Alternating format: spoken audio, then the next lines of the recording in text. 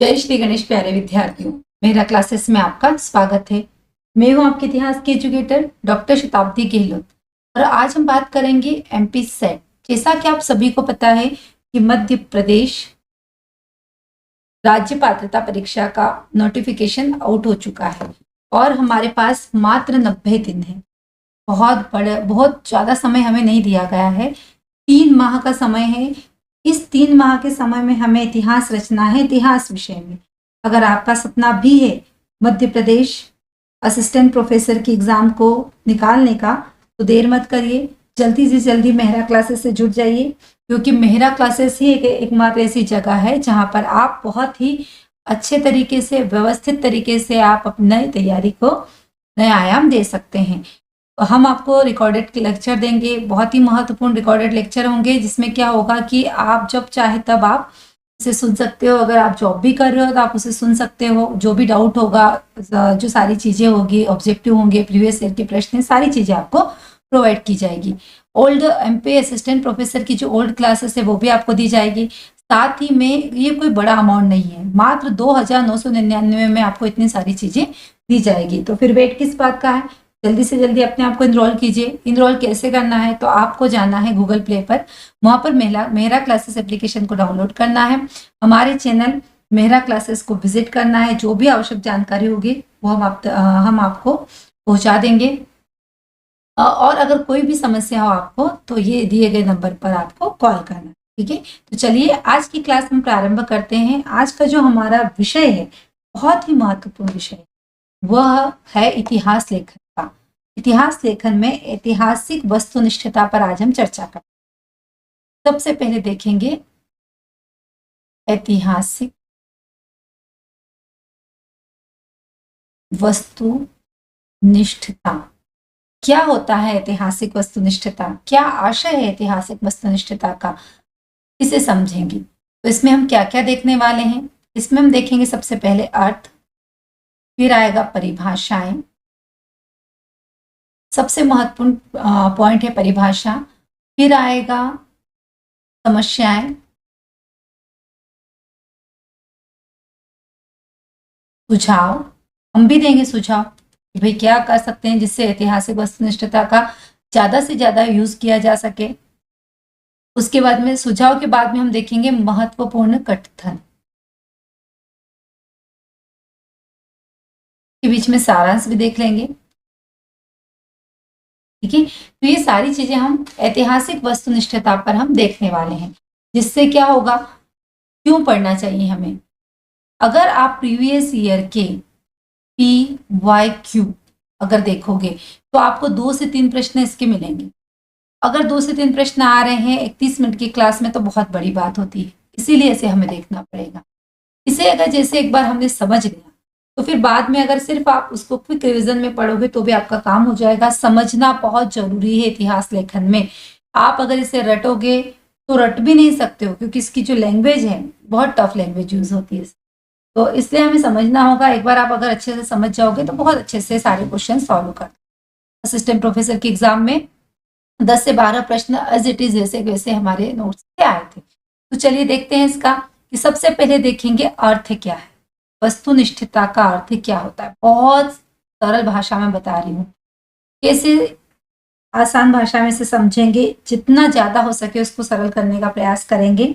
वस्तुनिष्ठता का मतलब है कि एक ऐसा प्रश्न, एक ऐसी समस्या जिसे किसी भी नजरिए से देखा जाए, किसी भी रूप में देखा जाए, उसका आंसर एक ही होगा, उसका हल एक ही होगा, उसे क्या कहते हैं, वस्तुनिष्ठता। यानी एक ऐसी समस्या, एक ऐसा प्रश्न जिसका समाधान या जिसका हल या जिसका आंसर सिर्फ एक हो, उसे कहते हैं वस्तुनिष्ठता। अब जैसे अगर आप एमपी सेट का एग्जाम दे रहे हो, ठीक है, एमपी सेट का एग्जाम दे रहे हो, तो आपने बीए क्लियर करा होगा, आप एमए क्लियर कर हो, है ना। तो इतना तो आप हो ही, है ना। इससे आगे की तो मैं बात नहीं करूंगी। अगर आप पहली बार कंपटीशन के एग्जाम में बैठे तो भी आपने ये तो क्लियर करा ही होगा।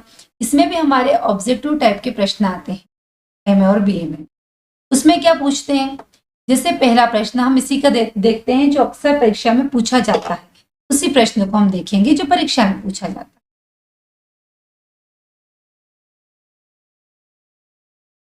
तो सीधे शब्दों में जैसे पहला प्रश्न आया हमारे सामने कि इतिहास के जनक कौन है, सबसे इजी प्रश्न है ना। तो पहले ऑप्शन में आ जाता है फ्रांसिस बेकन है, दूसरे में आता है राके हैं, तीसरे में आता है हमारा हेरोडोटस है,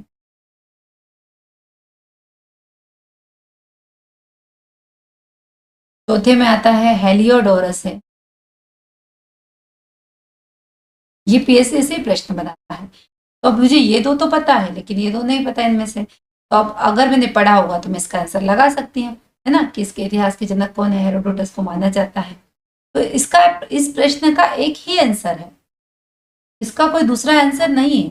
यानी ये वस्तुनिष्ठ प्रश्न है, इन चारों ऑप्शन में से सिर्फ इसका एक ही आंसर है। यानी एक कोई ऐसी घटना जिसे सार्वभौमिक रूप से स्वीकार किया गया हो वह कहलाती है वस्तुनिष्ठता। यानी कोई ऐसी घटना या कोई ऐसा इवेंट, मतलब घटना ही होता है जिसे सभी ने स्वीकार किया हो, जिस पर कोई प्रश्न चिन्ह न हो। तो ये इसका आशय हो गया, का अर्थ हो गया। अब हम समझेंगे दूसरा जो हमारा टॉपिक है, जो दूसरा जो पॉइंट है, वह है परिभाषाएं। वस्तुनिष्ठता की परिभाषाएं क्या क्या है, किसने किसने वस्तुनिष्ठता को परिभाषित किया है। ऐसे प्रश्न अक्सर परीक्षा में पूछे जाए, किसके अनुसार है, किसके द्वारा है, किसने परिभाषित किया है। तो जो प्रश्न आते हैं हम उन्हें छोड़ना किसी भी कंडीशन में नहीं। तो चलिए बात करते हैं क्या कहता है। सबसे पहले प्रोफेसर गेरो कह रहे हैं, क्या कह रहे हैं प्रोफेसर गेरो? प्रोफेसर गेरो कह रहे हैं कि वस्तुनिष्ठता से आशय व्यक्तिगत पक्षपात एवं पूर्वाग्रह के बिना किसी घटना या तथ्यों का वर्णन या ऐतिहासिक तथ्यों का प्रयोग से ही।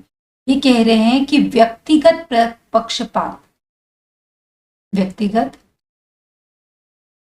पक्षपात और पूर्वाग्रह के बिना, और या एवं पूर्वाग्रह के बिना किसी घटना का वर्णन। ठीक है, दो चीजें इस पे मेन आ रही है, एक तो व्यक्तिगत पक्षपात और पूर्वाग्रह। हर परिभाषा में हमें दो शब्द दिखेंगे वस्तुनिष्ठता में, क्योंकि वस्तुनिष्ठता में किसी भी तरह से आपको पक्षपात नहीं करना है, पहले से अपनी धारणा को नहीं बनाना। अब पक्षपात से क्या समझेंगे? पक्षपात से मतलब है कि जैसे अगर मुझे अकबर के बारे में जानने का शौक है, पसंद है, अकबर के बारे में रिसर्च करना अच्छा लगता है और मैं इससे प्रभावित हूं अकबर के कैरेक्टर से, तो मैं क्या करूंगी, सिर्फ उसके गुणों के बारे में बताऊंगी, उसके अवगुण को मैं नकार दूंगी। तो ये एक व्यक्तिगत पक्षपात होगा, क्योंकि वस्तुनिष्ठता का मतलब क्या है, इन दोनों को बैलेंस करना।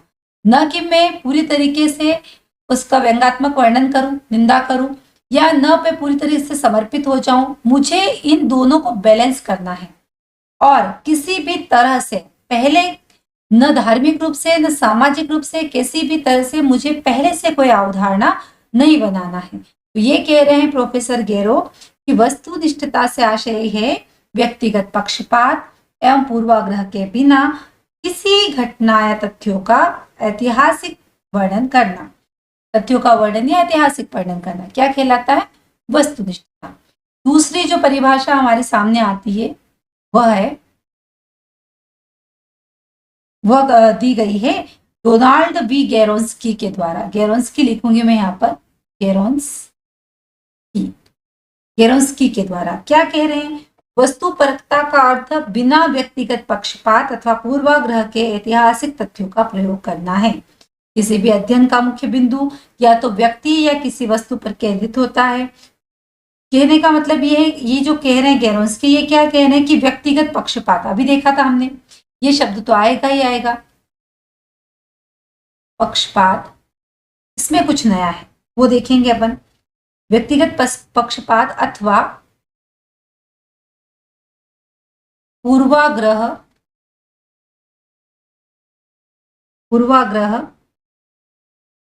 के ऐतिहासिक तथ्यों का प्रयोग करना, ये तो ठीक है।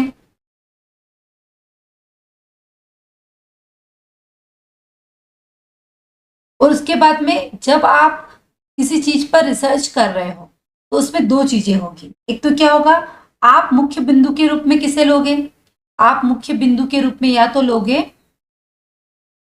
वस्तु को, या फिर आप लोगे विषय को। विषय मतलब व्यक्ति, ठीक है। या तो आप किसी व्यक्ति को लोगे या फिर वस्तु को लोगे। अगर आप किसी व्यक्ति को लेते हो तो व्यक्ति का स्वभाव बदलता है। स्वभाव, जैसे मैं चंद्रगुप्त मौर्य की बात करूं तो चंद्रगुप्त मौर्य प्रारंभ में कैसे थे, उनका जीवन संघर्षमय रहा, फिर उन्होंने युद्ध लड़े, फिर वो चाणक्य के संबंध में आए, संपर्क में आए, उसके बाद वे युद्ध लड़े और फिर क्या हुआ, धीरे धीरे वो अच्छे बड़े शासक बन गए। तो इस तरह से चंद्रगुप्त मौर्य के जीवन में एक व्यक्ति के रूप में कितने परिवर्तन आए, उनके स्वभाव में परिवर्तन आए, उनके जीवन में परिवर्तन आए। लेकिन हाँ, मैं अगर किसी वस्तु को लेती हूँ, जैसे चंद्रगुप्त मौर्य ने ही सिक्के चलाए, तो चांदी के सिक्के चलाए मान लो, है ना, तो चांदी के सिक्के चलाए तो ये सिक्के बदलेंगे नहीं ना, ये उसके बारे में व्यवस्थित रूप से मुझे जानकारी देंगे। उनके समय में ये सिक्के चलते थे, इतने से इतने समय में चला, यानी ये जब तक इसकी मियाद थी तब तक ये वैसे ही रहेंगे। तो वस्तु में परिवर्तन नहीं होता है, व्यक्ति के स्वभाव में परिवर्तन होता है, उसके जीवन में परिवर्तन होता है। इसलिए अगर आपको सार्वभौमिक हल चाहिए समस्या का तो आप किस पर डिपेंड रहिए, वस्तु पर, तभी जाकर वस्तुनिष्ठता की कसौटी पर आप खरा उतरोगे। अगली परिभाषा है हमारी बहुत महत्वपूर्ण, WH वॉल्स के अनुसार। क्या कहते हैं WH वॉल्स?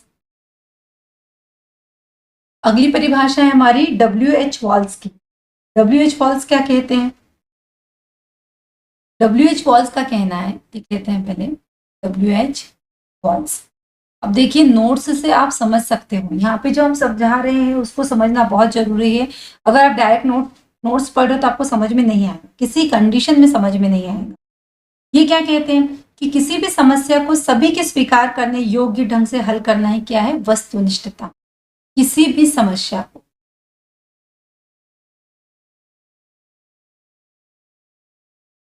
सभी स्वीकार कर ले,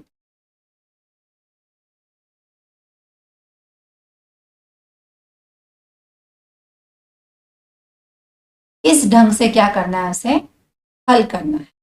कहने का क्या मतलब, कैसे समझेंगे भाई कि किसी समस्या को ऐसे हल करना है कि उसे सभी स्वीकार कर ले। जैसे मैं एक उदाहरण लेती, अकबर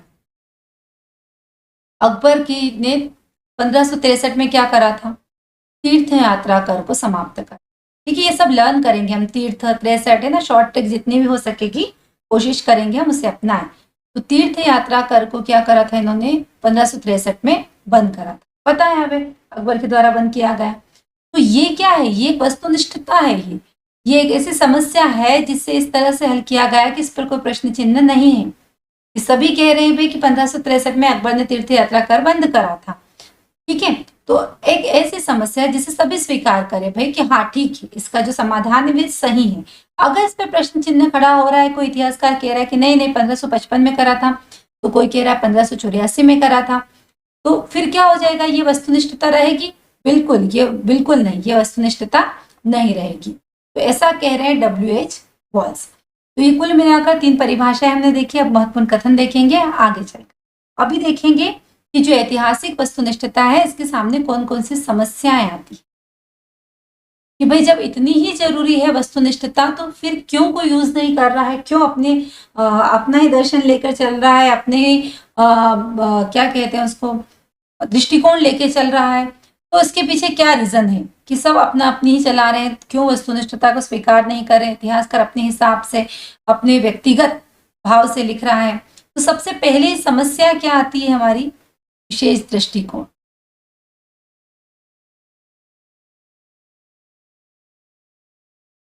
इसे समझेंगे कि क्या होता है विशेष दृष्टिकोण, क्या होता है। शब्द में ही उसकी सारी चीजें समझने योग्य होती है, बस थोड़ा सा फोकस करने की जरूरत है। क्या होता है विशेष दृष्टिकोण, जैसा कि मैंने कहा इसके शब्द में ही अर्थ छुपा होता है, हमेशा थोड़ा सा फोकस करने की जरूरत है। विशेष दृष्टिकोण यानी कि इतिहासकार का दृष्टिकोण क्या है। जैसे मैंने इतिहास लिखा, ठीक है, मैं डॉक्टर हूँ, डॉक्टर शताब्दी गहलोत है ना नाम मेरा। तो मेरा दृष्टिकोण क्या है कि मैं किससे रिलेट करती हूँ, सिरवी समाज से। तो सिरवी समाज के प्रति मेरी असीम आस्था रहेगी, क्योंकि चूंकि मैं उसी समाज से बिलोंग करती हूँ, है ना। तो उस पर उसके बारे में अच्छी और बुरी दोनों चीजें मुझे लिखनी होगी। लेकिन मैं क्या करूंगी, अगर वस्तुनिष्ठता का मुझे भान है, तो मुझे क्या करना पड़ेगा, गुण और गुणों को बराबर रखना पड़ेगा। लेकिन अगर मैंने अपना नजरिया ऑलरेडी गुणों पर फोकस कर रखा है कि भाई मैं कैसे मेरे समाज के बारे में गलत लिखूं, तो क्या रहेगा, उस कंडीशन में वस्तुनिष्ठता का के बारे में बात करना भी निराधार रहेगा, है ना। क्यों? क्योंकि इतिहास में दोनों को समान रखना ही बहुत महत्वपूर्ण है।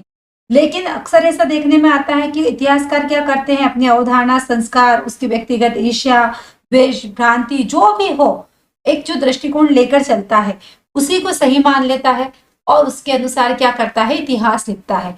और जब वो इस तरह से इतिहास लिखता है तो क्या होता है, वो इतिहास निराधार होता है, निष्पक्ष इतिहास की श्रेणी में उसे नहीं लिया जा सकता। जिस तरह से कार्ल मार्क्स को देखेंगे, मार्क्सवादी इतिहास देशकार देखेंगे हम, आगे आएगा इनका जो दृष्टिकोण है। कार्ल मार्क्स है, स्पेंगलर है, और कौन है, कार्ल मैनहीम, और है कार्ल मैनहीम। इन्होंने क्या करा है, एक विशेष दृष्टिकोण के साथ अतीत की घटनाओं का अध्ययन करा है।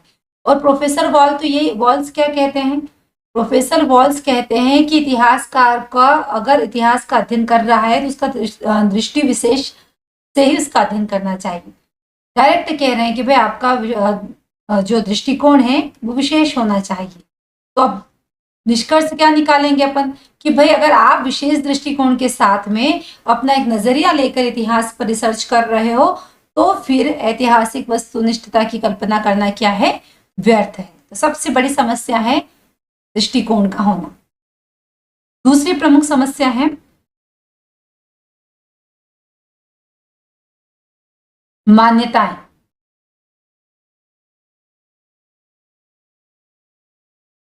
मान्यता या यूं कहें अवधारणा या यूं कहें किंवदंतियां, जो अतीत से जो किंवदंतियां चली आ रही है, जो किसी युग में प्रमाणित थी या उसे माना जाता था, लेकिन अगर हम वैज्ञानिक ढंग से या वर्तमान के इतिहास की परिभाषा के अनुसार सामग्री का यूज करके देखें तो वे मान्यताएं सही प्रमाणित नहीं होती। ऐसी दृष्टि में क्या होता है, ऐतिहासिक वस्तुनिष्ठता यहाँ पर भी व्यर्थ सिद्ध होती है। इसीलिए किसी मान्यता किंवदंती से दूर हटकर, व्यक्तिगत पूर्वाग्रह से दूर हटकर, हमें जो वस्तु और व्यक्ति मिल रहे हैं, विशेषकर जो वस्तुएं मिल रही हैं, उसका यूज करके, तथ्यों का यूज करके इतिहास लेखन करना चाहिए। ये बहुत बड़ी समस्या है वस्तुनिष्ठता की, जो एक धारणा बन जाती है हम उसे नहीं छोड़ पाते। तीसरी महत्वपूर्ण समस्या है मनुष्य एक सामाजिक प्राणी।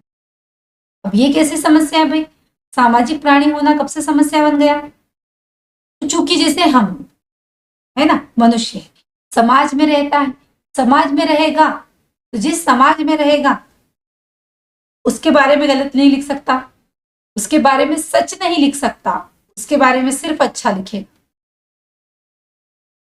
उसकी बुराइयां वो नहीं लिख सकता। क्यों? क्योंकि वो समाज का हिस्सा है। कौन हिस्सा है? मनुष्य। तो इतिहास कौन लिखता है? इतिहासकार लिखता है। इतिहासकार इतिहास लिखता है, तो इतिहासकार भी तो समाज का हिस्सा है। तो कहने का मतलब ये है कि उसे न चाहते हुए भी, क्योंकि वो एक सामाजिक प्राणी है, वो समाज का हिस्सा है, अपने संस्कारों से जुड़ा है, जन्म से समाज में रहा है, उसका पालन पोषण, संस्कार, धार्मिक परिवेश सब उसे वहीं से मिले हैं। तो न चाहते हुए भी उसका प्रभाव उसके आचरण पर स्वाभाविक रूप से दिखेगा और वह उसका इफेक्ट वस्तुनिष्ठता पर जरूर आएगा। तो ये एक बहुत ही महत्वपूर्ण समस्या है। अगला जो कारण है वह है व्यक्तिगत अभिरुचि।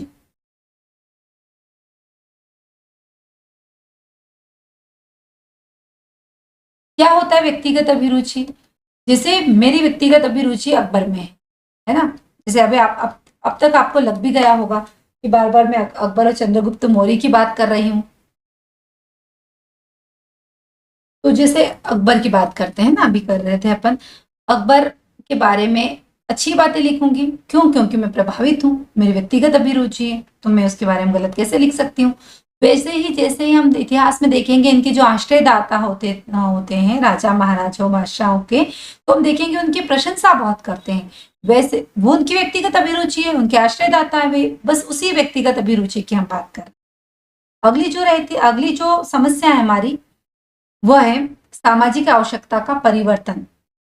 बहुत महत्वपूर्ण बात कह रहे हैं, सामाजिक सामाजिक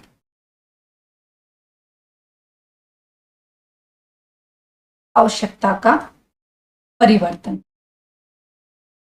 मतलब आज किस चीज की आवश्यकता है इतिहास लेखन के लिए भी, किस पर ज्यादा जोर दिया जाना चाहिए, ये भी एक बहुत महत्वपूर्ण समस्या है कि भाई किससे ज्यादा जरूरी माना जा रहा है, उसी पर इतिहास लेखन के तथ्य क्या कह रहे हैं वो कहीं गए, लेकिन आवश्यकता किस चीज की है उस पर विशेष जोर दिया जाता है। तो ये कुछ प्रमुख समस्याएं हैं। अब बात करते हैं समाधान की। एक तो पूर्वाग्रह भी ध्यान रखिएगा, पूर्वाग्रह भी इनकी बहुत महत्वपूर्ण समस्या है जिस पर बहुत बार बात कर चुके, तो ये याद रखेंगे हम। पहले से कोई अवधारणा नहीं बनाना है, तथ्य जो कह रहे हैं बस उसी को उसी के साथ चलना है।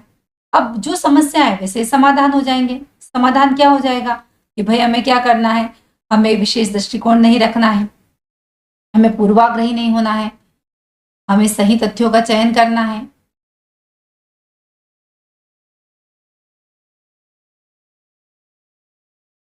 तो प्रश्न कैसा आएगा इसमें? तो पहले तो कथन के सीधे प्रश्न आएंगे, किसने कहा है, परिभाषा किसके द्वारा कही गई है, सीधे आएंगे। अब आएगा निम्नलिखित में से कौन सी वस्तुनिष्ठता की समस्या नहीं है। तो अगर वस्तुनिष्ठता क्लियर है तो हम बता देंगे भाई किसकी समस्या कौन सी नहीं है। क्लियर ये होना जरूरी, कुछ भी आ जाए किसी भी कंडीशन में हमें इसकी डेफिनेशन क्लियर होना चाहिए, इसका अर्थ क्लियर होना चाहिए, तो हम इसे से रिलेटेड कोई भी प्रश्न बहुत इजी वे में कर देंगे। अगर पूछा जाए कि अगर वस्तुनिष्ठता से के संबंध में आने वाली समस्याओं का समाधान करना हो तो किस चीज का ध्यान रखना होगा, ये सारी चीजों का ध्यान रखना होगा। ठीक है। अब अगर कुल मिलाकर कहें तो वस्तुनिष्ठता क्या है, ओवरऑल अगर हम कहें तो वस्तुनिष्ठता का मतलब क्या है कि आपको आपके व्यक्तिगत भेदभाव से दूर हटकर, आपकी पुरानी अवधारणाओं को छोड़कर जो तथ्य कहें उसी का अनुसरण करते हुए क्या लिखना है आपको, इतिहास लिखना है। तभी वो क्या कहलाएगी, ऐतिहासिक वस्तुनिष्ठता कहलाएगी। ये क्या होगा हमारा सारांश। अब बात करेंगे महत्वपूर्ण तथ्यों की जिससे प्रश्न अक्सर आते हैं, यही से प्रश्न बनते हैं।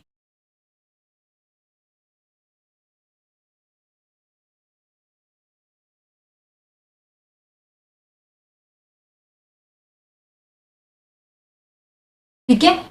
सबसे पहला जो कथन है वह है एल वॉन राके का। एल वॉन राके, सीधा प्रश्न आएगा एल वॉन राके का पूरा नाम क्या है, ये भी आना चाहिए। तो इनका पूरा नाम क्या है, इनका पूरा नाम है लियोपोल्ड वॉन राके। बहुत ही प्रसिद्ध जर्मन इतिहासकार हैं, ध्यान रखिएगा। इनका बहुत ही फेमस कथन है वस्तुनिष्ठता को लेकर, इतिहास को लेकर, कि इतिहासकार का कार्य क्या है। क्या कह रहे हैं राके, ध्यान रखिएगा, अक्सर परीक्षा में पूछा जाता है इतिहासकार का कार्य क्या है। इतिहासकार का कार्य यह है, क्या है कि वह जैसा वास्तव में था, ध्यान रखिए कैसा, जैसा वास्तव में था वैसा ही क्या करें, प्रस्तुत करें। यानी आपको बीच में मिर्च मसाला डालने की कोई जरूरत नहीं है, आपको उसमें जीरावन नहीं डालना है। आपको क्या करना है, वैसे ही भजिए देना है जैसे तल के बाहर आए। आपको उसमें कोई भी अपनी तरफ से जोड़ने की जरूरत नहीं। ठीक है, ये कौन कह रहे हैं, एल वॉन राके कह रहे हैं। अगली जो डेफिनेशन है वह है आरसी मजूमदार की। क्या बहुत ही महत्वपूर्ण है और मुझे बहुत अच्छी लगती है इनकी ये बात। क्या कह रहे हैं आरसी मजूमदार, रमेश चंद्र मजूमदार, क्या कह रहे हैं ये कह रहे हैं कि कोई भी हिंदू, ध्यान रखिएगा, कोई भी हिंदू, मुस्लिम या अंग्रेज क्या नहीं कर सकता, इतिहास नहीं लिख सकता। कितनी बड़ी बात कह रहे हैं वो। क्यों कह रहा है, ऐसा क्यों कह रहे हैं? कोई भी हिंदू, मुस्लिम या अंग्रेज इतिहास नहीं लिख सकता, क्योंकि हिंदू अगर लिखेगा तो मुसलमानों की और अंग्रेजी की बुराई करेगा, मुस्लिम लिखेगा तो हिंदू और अंग्रेजों की बुराई करेगा, अंग्रेज लिखेगा तो मुस्लिम और हिंदुओं की बुराई करेगा। यानी अगर आप किसी धर्म, किसी जाति में बनकर अगर आप इतिहास लिख रहे हो तो आप इतिहास नहीं लिख सकते हो। आप अगर इतिहास लिखना चाहते हो तो आपको धर्म जाति से परे हटकर एक इतिहासकार के रूप में इतिहास लिखना पड़ेगा। ठीक है, ये कह रहे हैं आरसी मजूमदार। तीसरा जो महत्वपूर्ण कथन है वो है E.H. कार का, जो किसके बारे में कह रहे हैं? राखे के बारे में कह। वे कहते हैं कि राखे का जो वस्तुपरक और निष्पक्ष इतिहास के जो ऊंचे दावे हैं, इसके संबंध में गंभीर संशय व्यक्त किया कि भाई जो ये कह रहे हैं कि जैसा वास्तव में था है वैसा ही लिखे, वैसा ही प्रस्तुत करे वहां राखे, तो इसमें क्या कर रहे हैं E.H. कार, क्या कर रहे हैं? संशय कर रहे हैं कि भाई ऐसा संभव ही नहीं है कि जैसा है वास्तव में वैसा ही लिखे, कुछ न कुछ फेरबदल होता ही होता है। अगली है हाल्फेन की। क्या कहते हैं हाल्फेन? कि इतिहास में पक्षपात की उपादेयता सिद्ध की है। हाल्फेन कहते हैं कि इतिहास में पक्षपात की क्या की है? उपादेयता सिद्ध की है। ये कौन कह रहे हैं? हाल्फेन कह रहे कि पक्षपात होता ही होता है। उसके बाद में वॉल्स कहते हैं कि इतिहास का स्वरूप क्या है? चयनात्मक है। इतिहास का स्वरूप क्या है? चयनात्मक। ये कौन कह रहे हैं? वॉल्स कह रहे हैं। यानी आप जिस तरह से इतिहास का चयन करोगे, आपको किस रूप में इतिहास को लिखना है, आपको आर्थिक इतिहास लिखना है, राजनीतिक इतिहास लिखना है, सांस्कृतिक इतिहास लिखना है, ये आप पर डिपेंड करता है। इस तरह से क्या कह रहे हैं वो वॉल्स? इतिहास का रूप चयनात्मक है। तो ये कुछ महत्वपूर्ण कथन है। एक आखिरी और देखते हैं, ऑक्सफोर्ड का अक्सर आता है। ऑक्सफोर्ड क्या कहते हैं कि इतिहास क्या है? तो इनके अनुसार इतिहासकार का क्या है? अनुभव है। कितनी बड़ी बात कह रहे हैं। इतिहासकार का अनुभव है इतिहास, यानी जो इतिहासकार अनुभव करता है, जिसे जीता है, वही इतिहास के रूप में वह लिखता है। ऐसा कौन कह रहे हैं? ऑक्सफोर्ड कह रहे हैं। तो ये कुछ महत्वपूर्ण डेफिनेशन, कुछ वाक्य हैं जो अक्सर परीक्षाओं में पूछे जाते हैं। अगर आप MP set, MP assistant professor या एमपीपीएससी के एग्जाम्स को देखेंगे तो ज्यादातर क्वेश्चन रिपीट होते हैं और कथन से एक दो क्वेश्चन नहीं, 5 से 6 क्वेश्चन जरूर आते हैं। इतिहास लेखन से कुल 15 क्वेश्चन आते हैं। तो हमें इसे थोड़ा हल्के में लेने की आवश्यकता नहीं है, हमें बहुत अच्छे से करना है। जितना भी ऐतिहासिक वस्तुनिष्ठता से हो सकता था सारे क्वेश्चन हमने कवर अप करे हैं। अब अगली जो कल की क्लास होगी उसमें हम इतिहास के कार्य, कारण, संबंधों के बारे में चर्चा करेंगे और इस तरह से धीरे धीरे हम कोर्स को कंप्लीट करने का प्रयास करेंगे। ठीक है, तो ये कुछ महत्वपूर्ण तथ्य थे जिस पर हमने चर्चा करी। अब अभी भी फिर से एक बार कहना चाहूंगी कि मात्र 2999 में मेहरा क्लासेस एमपी सेट की तैयारी करवा रहा है, जिसमें आपको सारी चीजें प्रोवाइड कर रहे हैं। तो जल्दी करिए, अपने आप को इनरोल कीजिए, क्योंकि समय बहुत कम है और जल्दी से जल्दी हमें सारी चीजें कंप्लीट करनी है। तो दीजिए मुझे इजाजत, जल्दी मिलते हैं अगली क्लास के साथ। जय श्री गणेश।